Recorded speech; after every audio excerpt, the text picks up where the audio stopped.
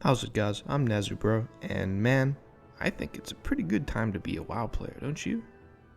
With the War Within on the horizon, we have the next couple years almost guaranteed to be jam-packed full of content, assuming Blizzard can keep up with it. And I don't know about you guys, but I'm actually getting pretty hyped. So what's been going on this week? Just a couple small bits of news and happenings, nothing too special. There's that short story about the Goblins, some Pandaria remix drama, not really a surprise at this point.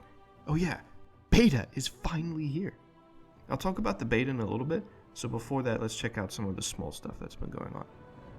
First and foremost, we have the latest of those 6 short stories that are setting the scene for the War Within, this time featuring the Goblins front and center, which isn't something that they usually used to. Goblins and their counterparts, the Gnomes, are usually in the background of most of the events that happen on Azeroth, although BFA did give both of them a bit of a spotlight. For the Goblins, it was mostly active lore and storytelling, through Gallywix's shenanigans, plus there was the Motherlode dungeon, which was fine, I suppose, while the Gnomes got a huge bit of attention in the form of Mechagon. Goblins haven't really received anything on the same level as Mechagon, although with the recent data mining and heavy presence of the venture company Goblins as reported in the alpha, seems like that's all about to change. Regardless of if the Goblin raid is real or maybe the expansion's mega dungeon instead, which I think I would prefer honestly, what does seem to be real is all of the Goblin attention. Now I'm going to keep it real with you guys, I'm not really a Goblin enjoyer, I don't even have a Goblin character, I play mostly Alliance, I don't even have a Gnome character. But I am sure those of you that do enjoy Goblins probably are going to be enjoying the extra attention and the world building and storytelling that Goblins haven't really gotten in a while, instead of being just the punchline of a capitalist joke. Now regarding the actual short story itself, it's all about Gazlo trying to convince the leader of the Steamweedle cartel, Noggenfogger, that the actual uber satirical capitalist way of life that the Goblins tend to lead is just straight up not sustainable anymore. At best, Goblin kind will continue to be looked down on and spurned even by races of the Horde, and at worst, the actual planet itself will just wipe them out. As Gazlo explains to Noggenfogger that in his conversations with shamans, the elements are actually just fed up with Goblins at this point. And honestly, yeah, me too. It does take some convincing, but Gazlo shows Noggenfogger that spending the time to take care of your people and equipment sacrifices the short-term profits for long-term gains, and not just monetary gains either, but respect as well. Basically, if the Goblins don't change their ways, they will get left behind, as Gazlo puts it. To me, Goblins have always been that love-to-hate race in WoW, especially when Gallywix was running things. Good grief, what a tool. But I do appreciate the fact that they existed as something to love to hate. If this story is indication that things are indeed changing, maybe I'll actually roll a Goblin one day soon after all. So far, out of the 3 short stories we have gotten, I gotta say the Anduin one is probably still my favorite so far, but we do still have some more coming up and I do look forward to reading them. Some other noteworthy tidbits. Blizz confirmed that the Ahead of the Curve mount, the manuscript that gives your renewed Proto-Drake the Shadow Flamey Farok appearance, is still dropping during Season 4 and is intended to do so. It will continue to drop all the way until the end of Season 4 too, so if that's your thing, go wild. Me personally, my guild is pretty sleepy right now, and I just can't be asked to pug a heroic Amyrdrasil. So I'm perfectly fine passing this one up, honestly. I got my Wilderling for completing all the raids on normal this season, and that's pretty much enough for me.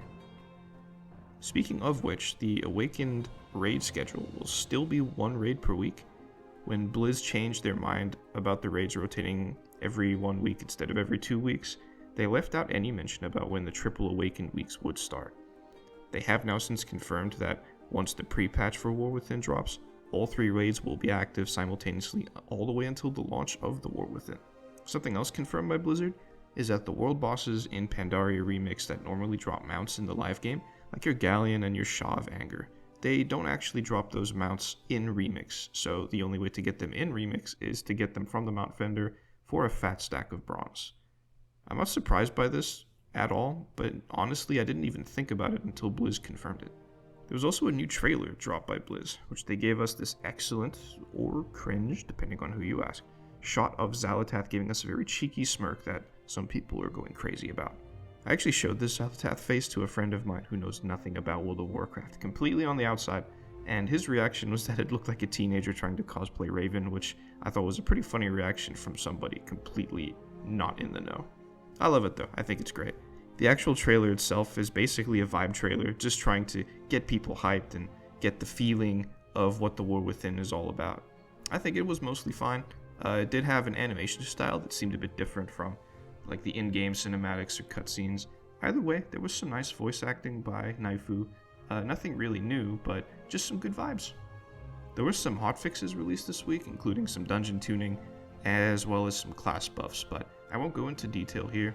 I'm not exactly an expert when it comes to class performance or dungeon tuning, so I'll put some links to the great articles over at Wowhead if you guys want to delve further.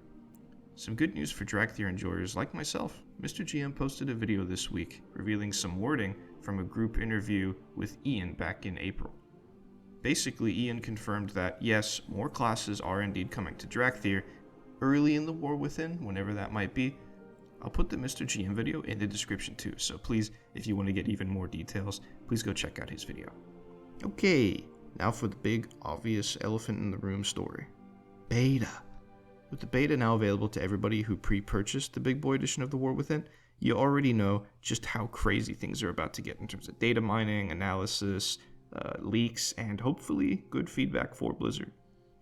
Some of the first things noticed in this first beta build were a pile of class changes and tweaks, as well as the first tier set bonuses, which I won't go into detail here since, I'm not exactly an expert like I mentioned before. Truth be told, this is actually the first beta I'm participating in, so I don't actually know where to start. I don't particularly want to dive headfirst into Khazalgar and check it out, so I opted to see some of the hero talents for classes I play more often than the others like Mage and Evoker. Of course, the real battle was actually just logging it, which I wasn't too surprised about to be honest, but I did actually manage to get some time with Mage hero talents at first, before Blizzard then patched the beta to make it a bit more stable. I was most excited for Sun Fury, and after messing with all the Mage hero talents for a bit, it's now confirmed as my number one pick. I mean, honestly, just look at that really cool Phoenix. He's such a cool little boy. I don't do a lot of super competitive content, so I'm not really worried about min-maxing and hyper-optimizing, even if Spellslinger ends up being the better arcane pick, or Frostfire is just actually insane. I still think I'll be using Sun Fury most of the time. Maybe one day I'll get a mount like the Sapphire Skyblazer, but in these arcane fire colors, just to be the even cooler Kael'thas. I did also manage to check out some of the Evoker hero talents, which I enjoyed as well, and I'm especially curious to check out some Paladin and Shaman. Even though I don't play Priest that often, I'm also very curious about Void Weaver, because it just looks so damn good. Like, seriously. Curiously, Blizzard put out a trailer announcing the release of the beta, hyping it up as an event to get excited about. Is this really a good idea though? Should they be trying to push this as an actual marketing beat? The alpha and the beta phases are always the expansion at its worst because it's literally not finished. I could just be worrying out of ignorance. I don't know if they have advertised betas this much before, but I was just anxious that trying to use the beta as a marketing beat could muddy the feedback or just create a whole lot of noise. I'd prefer the World Soul Saga be a slam dunk, and a strong start is pretty important. Now, of course, with beta comes a mountain of the usual cosmetics to fawn over. New mounts, old mounts, but with new colors, pets, transmogs, the works. It also means a lot of people are going to get their first hands on the warband system and other smaller things like the new spellbook. There was also some curious dialogue from an Earthen and Orgrimmar, which some have suggested could point to a revamp of the Horde capital. I'm going to make a whole video on the topic of cities, so I'll hold off on getting into this for now. As beta continues, the news train for the War Within will definitely start picking up speed like never before. But it's not just one new expansion, is it? Since the World Soul Saga is a whole trilogy, to me personally this feels even bigger. There will certainly be downtime between the War Within, Midnight, and the Last Titan, but if Blizz can actually keep the pace, I think the next few years are going to be really special. Here's hoping they'll actually sell this big 3 expansion story, but I am a bit more confident it will be a good ride rather than a mid one. So, what have I been doing in WoW recently? Of course I've been on that remix grind, but I'm not going too crazy with farming or anything. I've basically been unlocking all the new remix specific stuff, like all the mount recolors and the class sets, and I'm just stacking up my bronze now for some of the more harder to get stuff. I've also been playing the regular live game a bit too. I recently finally attained the Lore Master title, and while working on it, I did every quest I could find, even ones not required for Lore Master, in as close to the correct order as I could get them. I'm still working on the Warlord's Garrison campaign because the 12-part campaign is still on a weekly lockout, which is a bit scuffed, but I'm still enjoying it. It's also Cataclysm time walking this week, so I did a run of Firelands to get this item called the Glittering Phoenix Ember, which everybody receives only from the time walking version of Firelands from defeating Elisrazor. If you have it but don't know what it's for, it's basically part of a process to get this awesome Phoenix pet called the Phoenix Wishwing, which I just had to have, especially with Phoenixes having special significance to mages in the War Within. Other than that, I've been leveling some alts too, which I've been doing outside of Remix. I like to level alts with some very specific conditions in mind. Maybe I'll go into that in another video in the future. Anyways, thanks for taking the time to watch this video. I would love to hear you guys' feedback and opinions, so let me know what you think in the comments. Please consider subscribing and leaving a like if you enjoy how I do things here, and I'll see you next time. There'll be no shortage on news from now on, and I hope even I can keep up. See you next time, and stay safe, friends.